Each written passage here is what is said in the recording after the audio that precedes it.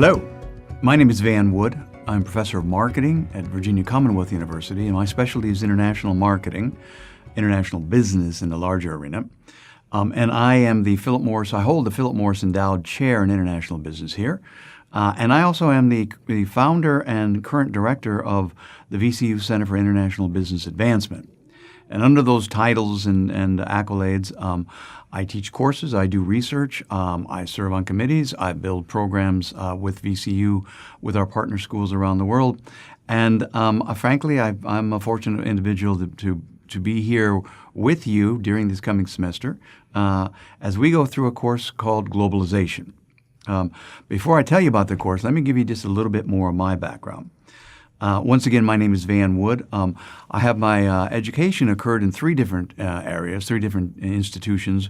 One was the United States Merchant Marine Academy in Kings Point, New York. That is one of the five institutions of federal level. You're probably more familiar with Annapolis and the Coast Guard Academy and the Air Force Academy, et cetera. Or the fifth one is indeed the United States Merchant Marine Academy. And the reason I was interested in it was that in your sophomore year, you have the opportunity to be placed on a merchant vessel and spend a year sailing and learning navigation, cargo storage, crew handling, plus taking, at that time, what was the equivalent of online courses while out at sea. And during my sophomore year, at the age of 19, I sailed out of the port of Seattle to ports such as in Japan and Tokyo and Yokohama, to Korea, to the Philippines, to Hong Kong and Port South. It was a real adventure. During that period, I was able to meet all sorts of buyers and sellers of products, particularly those that were being shipped on my ship. And I became very curious about international business beyond the logistics, beyond the shipping of aspects of international business. And that led me to the University of Washington, where I received my MBA with an emphasis in international business. And it was from there that when I graduated at the tender age of 24, where I was interested in seeking work, like many of you are currently working, I know, and probably currently seeking work, or at least you might be changing jobs after you obtain this degree. So I went looking, and lo and behold, there was a number of corporate offers that happened, and also there was this little obscure offer that occurred from a tiny firm down in Santiago, Chile. And being one who was still seeking adventure, to the dismay of my family and some of my friends, I turned down the corporate offers and headed off to Santiago, Chile, where I was planned on spending about 6 months working for a company that, including me, had 4 employees. Well, long story short, I stayed for 5 years, and we ended up in this company going from 4 employees to 500. We were pure service. We traded, we imported, we exported. Our mission statement was something along the lines of, what do you need? And we would seek it out. That led me into the world of international business from a practitioner standpoint in a fairly significant way. But I knew eventually if I didn't leave Chile and didn't leave the Latin world, I'd probably still be there, because the Latin world, the Spanish language, the ambience that's created there, it's similar to, like, I call it a warm blanket that wraps around you, and it pretty much takes you over. You know, Spanish has 500 more verbs than English does, and they're given to emotion and poetry, and it was very appealing to me. But I knew at heart I was a North American from the United States, and thus I decided I needed to go home. So I walked away from the work there, which also had a quick sidebar here, had allowed me to teach for 2 years at 2 different universities down there. I was approached by a couple of the university personnel officials at the Catholic University and a private university and down on the coast in a place called Viña del Mar, that said, "Hey, why don't you teach a course in international business for us?" And I said, "Because I have I have a job." And they said, "Why don't you teach one at night?"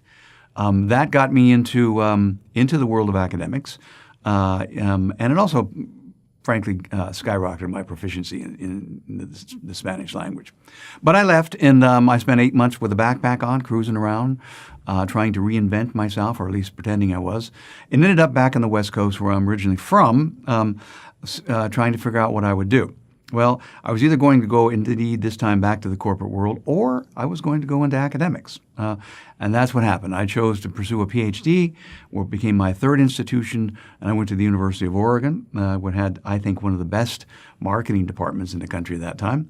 And 3 years later, there I was with a PhD looking for work again. From there, I took a number of interviews. I was fortunate to have a number of job opportunities, but ended up taking one at Texas Tech University in Lubbock, Texas, where I spent 12 years.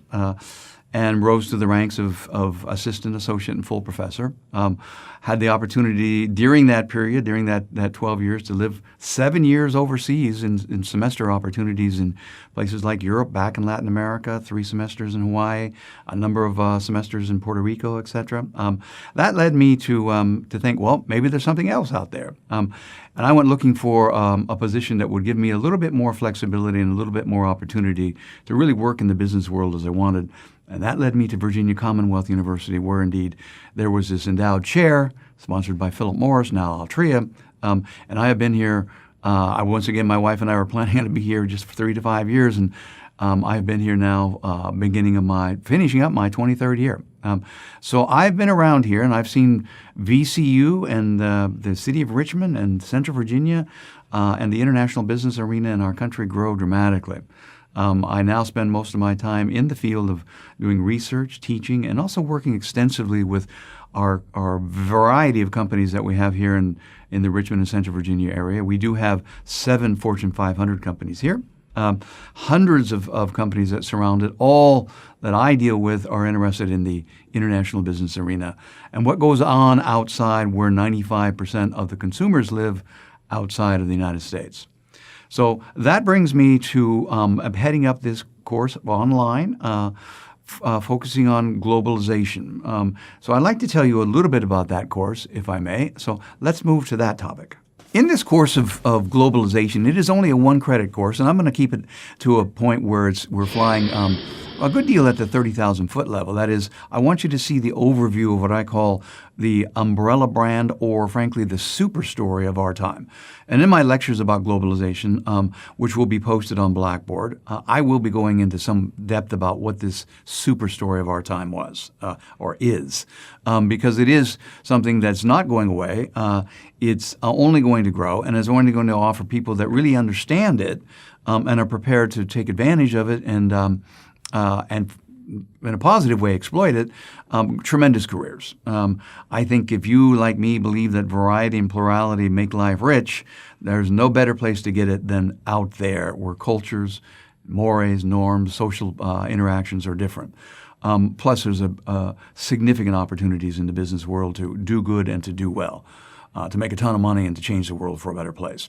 That's really what globalization is all about, and that's what it's offering us. So we'll be talking about in probably the first third or a little more of this course about what is globalization, how did it come about, how do you take advantage of it, and what does it mean for countries like the U.S.? What does it mean for companies, perhaps ones you're working for or will be working for? And what does it mean for individuals like you and your careers? And I think you'll hopefully will see that it's something that you should, I believe, frame up your careers with in terms of what you do and how you position yourselves during your careers and during your working periods. Now, the second thing I want to do is coming in this course, coming off of globalization, is the idea, well, the UN recognizes approximately 200 markets around the world, 200 countries, where if you're a company and you've got some strengths and weaknesses, what's the best markets for you? What are the best countries for you?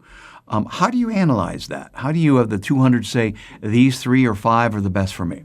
Well, we're going to go through that. That's really what I specialize in, is analyzing international markets for companies, finding the best ones for them to be successful in the global business arena. And that's what we're going to go through in the second part of this course. How do you do that? In fact, you'll be working in teams to actually and be assigned a company that you'll actually show me that you can apply these techniques, use these databases, which you'll be introduced to at the VCU library, to actually screen, or if you will, find markets that are best for a specific company, and in particular the company that I'll be assigning you. One method that we can use to do that is simply put a map of the world up, take some darts, throw it at it, and say, oh, look, that's where we're going with our company. But unfortunately, if you ended up throwing a dart at North Korea, not so good. I have some methods that are a little bit more, I think, rigorous, a little bit more poignant in terms of finding those markets that are best for any specific company. And we'll be learning about that.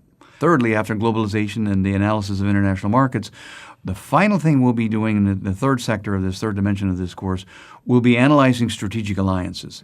Because in our world, particularly in the world of international business, be you a small company or a large company or a medium-sized company, you're going to need partners. You're going to need allies.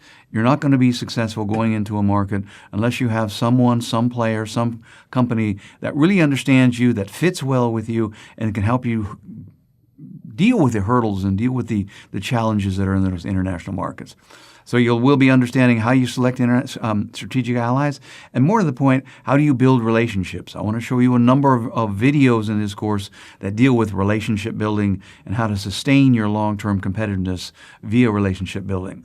During the globalization course, that once again is this online course from VCU, I'll be assigning a number of readings, a number of articles that I want you to take a look at. It's not going to be onerous, but I think they'll all be very worthwhile. The value proposition of each is significant. I wouldn't put it up on for you to read if it wasn't. But there will be one book that I'll be using, and this is the book here. It's called Prisoners of Geography, and it's by Tim Marshall. It's probably one of the best, most succinct books on globalization, even though it's not entitled that I've read since the works of Thomas Friedman, the renowned New York Times editorial writer. When he wrote his books in the 10, 15 years ago, The Lexus and the Olive Tree, The World is Flat, etc. In this book, what Marshall does is he divides the world into 10 areas, 10 maps, and gives you a description based not entirely on geography, but he gives you a geopolitical view that when you walk away, you have a view of the world that's significant, that really you say, aha, that's what's going on in the world today.